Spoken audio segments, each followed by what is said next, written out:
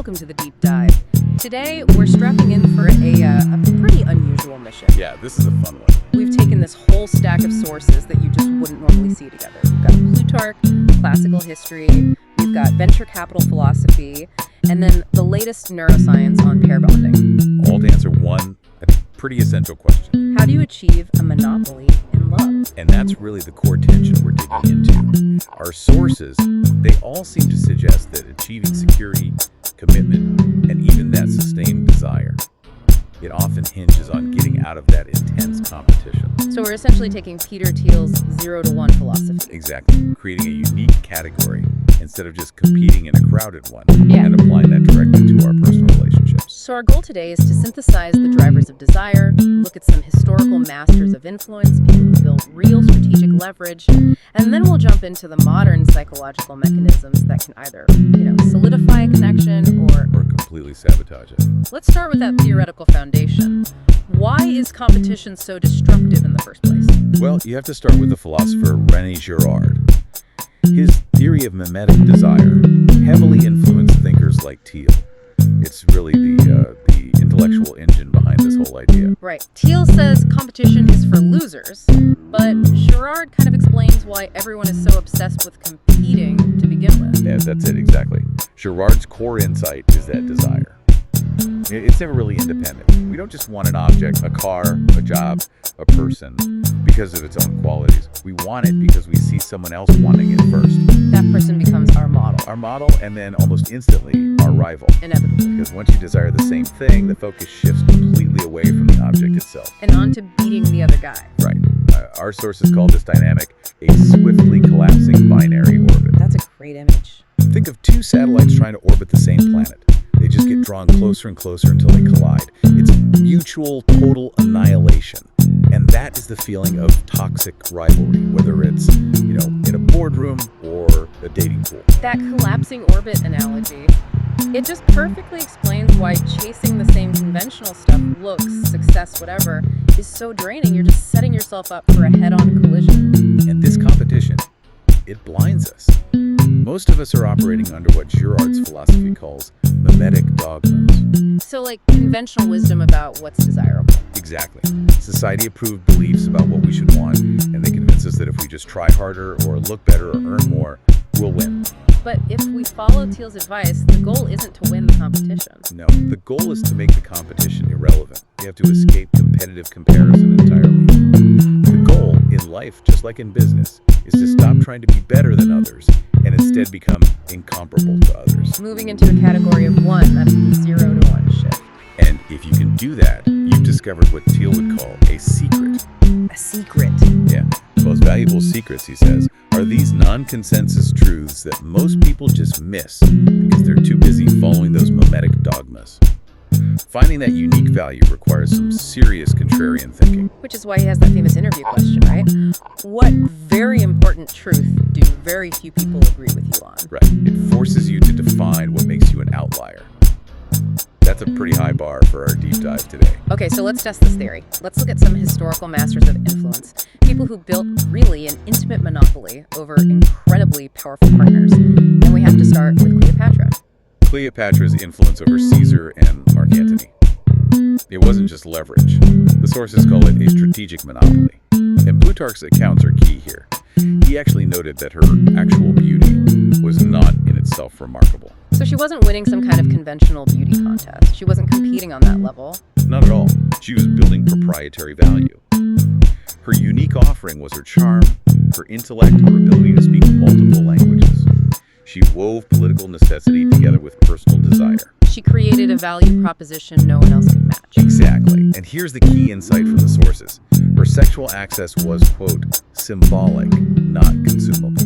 Okay, let's unpack that. That's a really powerful idea. It means that intimacy was never just a physical act that could be replaced by someone else. It was always framed inside a much larger context of power, of ritual, of statecraft. So by presenting herself as the goddess Isis incarnate, she ensured that access to her was also access to legitimacy, to divine right. It elevated the relationship far beyond a simple affair into, well, an act of political necessity. So the scarcity wasn't just physical, it was structural. You couldn't just have Cleopatra, you had to join her strategic vision. Which irreplaceable. Her goal was securing her throne and the relationship with the gate to that structural power. You see that same kind of long game strategy with Diane de Poitiers. She was King Henry II's companion for 25 years. I mean, that kind of longevity in the French court it's just unheard of. It required intense strategic positioning. It required incredible self-management. Diane, who lived from 1500 to 1566, was meticulous. She famously took drinkable gold. She thought it would preserve her youth and beauty. Wait, so the very thing she was doing to maintain her strategic edge, that might have been what actually killed her. It's a brutal irony, isn't it? Yeah. When they exhumed her remains back in 2009, they found extremely high levels of gold in her hair. It suggests the elixir may have caused her death. It's a literal cautionary tale about the cost of maintaining that monopoly. It really is. That connects so directly to that business parallel we found with Joan Rivers. I mean, after she was canceled from late night TV, her monopoly just collapsed. And she executed a textbook Thelian pivot. She saw the old rules didn't apply anymore, and she moved to QVC. She found this blue ocean, a non-competitive niche, and she just dominated it, rebuilt immense value. It's proof that survival demands that kind of contrarian thinking. And you also have someone like Ninon de Lenclos, who built her influence almost purely on intellectual grounds. Right, she was a French courtesan, an intellectual, an early feminist who just scorned marriage. And she was attracting admirers, known as the Oiseau des Tournelles, well into her 70s. At age 79, even. Her power came from her philosophy. She argued that traditional morals just occult the amoral nature of this mechanical inclination. The raw impulse of desire. Exactly. She put her independence and her wit above everything else. Now, before we jump to modern psychology, it feels important to note that while we're focusing on these individual power plays, some societies structured relationships totally differently. Absolutely. It's a crucial point. Wow. We have to acknowledge societies that aim for parity. The Haudenosaunee, for example, created what's described as an incredibly egalitarian society. They had gender roles, sure, but women's political power sometimes even surpassed men's. And you see examples like Viking and Spartan women who had unusual freedoms owning property, running the household, even initiating divorce. Yes, and these are important contrasts. But even with that economic and personal freedom, they were still often officially inferior to men in the political sphere, which just underscores how rare and fragile that kind of equality has been. It makes the individual monopoly feel more like a survival mechanism in most contexts. Okay, so let's make that transition. From historical leverage to modern science. If strategy gets you into the partnership, what psychological mechanisms regulate desire and commitment once you're actually there? Well, let's start with a really foundational but often misunderstood strategy, playing hard to get. Right? The research, and this is looking at 18 different studies, shows that being too elusive, it just backfires completely. You don't trigger attraction, you trigger abandonment anxiety. You push people away. So the goal isn't just avoidance, it's more like calibrated intensity. That's the perfect way to put it. The effective approach is about striking a balance. You have to convey your interest, but at the same time maintain a slight sense of mystery. You provide enough reward to keep hope alive, but you maintain that unique quality. Now this is where it gets ethically thorny. We have to talk about the dark arts here. Intermittent reinforcement, the hot and cold pattern. This is a devastating mechanism and a huge warning from our sources. In experiments, if you use continuous reinforcement, always reward, or never reward, behavior is predictable. But if you make it random, unpredictable. The subject becomes anxiously obsessed. Like a rat just hitting a lever over and over, hoping for a random pellet. The subject starts neglecting everything else, focusing only on that unpredictable reward. In a relationship, that hot and cold pattern creates a literal behavioral addiction. And that puts the unpredictable partner in a terrifying position of power. Are our sources presenting this as a strategic tool to use, or just a warning about something to avoid? They present it as a mechanism that works, and works powerfully, but is ultimately destructive. It puts the unpredictable partner in complete and absolute control, and it forces the other person into this state of emotional withdrawal because they're constantly searching for a pattern, a rule they can follow to get the reward back. But the randomness is the trap. The randomness is the trap. That brings us to the positive side, the ultimate form of monopoly, internal biological commitment. This is the ultimate 0-to-1 success story. True commitment acts biologically to suppress thoughts of alternatives. We see this in cognitive studies. There was one with committed heterosexual Chinese men, for example, who were shown to be automatically inattentive to attractive women. Their brain just filtered out the alternatives. So the competitive market essentially just ceases to exist in their mind. And this is linked to something called self-expansion. It is. Researchers use a self-expansion manipulation. They ask subjects to focus on mutual growth, on shared challenges, on learning new things together, and afterwards they scan their brains. And what did they find? Neural activity in the reward processing regions, the anterior cingulate and medial prefrontal cortices, was significantly diminished when they were shown attractive alternatives. Okay, hold on. Let's pause on those brain regions. For the listener, what do those parts of the brain normally do, and what does diminished activity mean? Right, good question. So, to put it simply, the medial prefrontal cortex is often involved in assessing rewards and value.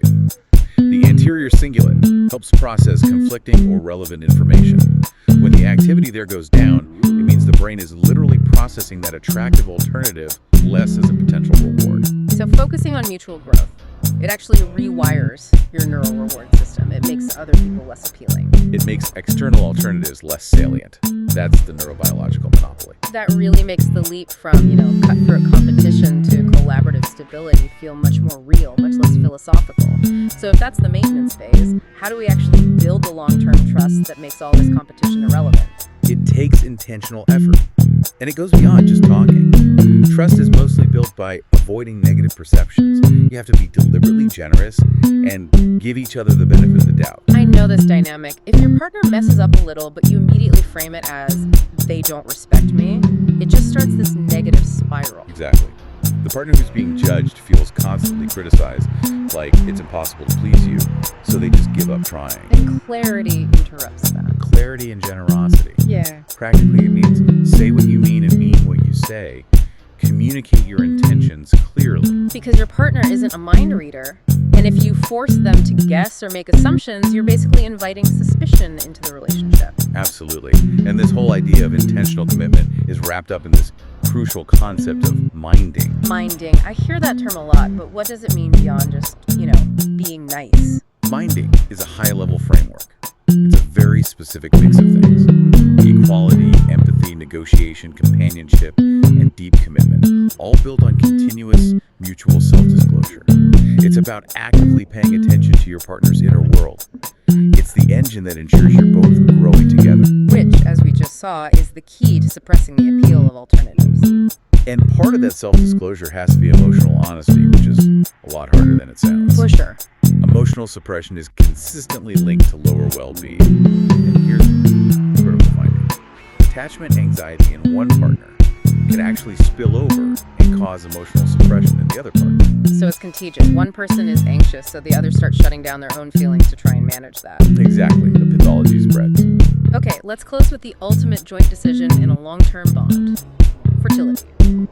The strategy here seems heavily influenced by economics and gender. You can even see it in the evolutionary context. With katydids, for instance, when food is scarce, males become scarce because their reproductive gift is so valuable, and it reverses the typical roles. The females have to compete fiercely for the males.